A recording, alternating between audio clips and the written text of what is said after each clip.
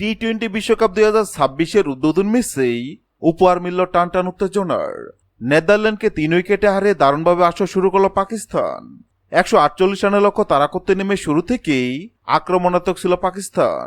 সাহেবজাদা ফারহান 31 বলে 47 ও সাইম আইয়ুবের 13 বলে 24 রানের জড়ো ইনিংসে ম্যাচ দ্রুত নিজেদের করে নেয় তারা। তবে মাঝপথে দ্রুত উইকেট হারিয়ে চাপে পড়ে দলটি। সেই সংকট মুহূর্তে ম্যাচের মোড় ঘুরিয়ে দেন ফাহিম আশরাফ। মাত্র 11 বলে 29 রানের বিধ্বংসী ইনিংস খেলে জয় নিশ্চিত করেন তিনি।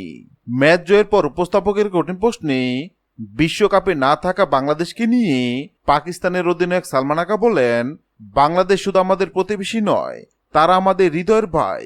অন্যায়ভাবে তাদেরকে বিশ্বকাপ থেকে বাদ দেওয়া হয়েছে, এটা মেনে নেওয়া যায় না। আমরা সবসময় বাংলাদেশের পাশে আছি, আজ ছিলাম, আগামীতেও থাকবো ইনশাল্লাহ। আজকের এই জয় আমি আমার প্রিয় বাংলাদেশি ভাইদের জন্য উৎসর্গ করলাম।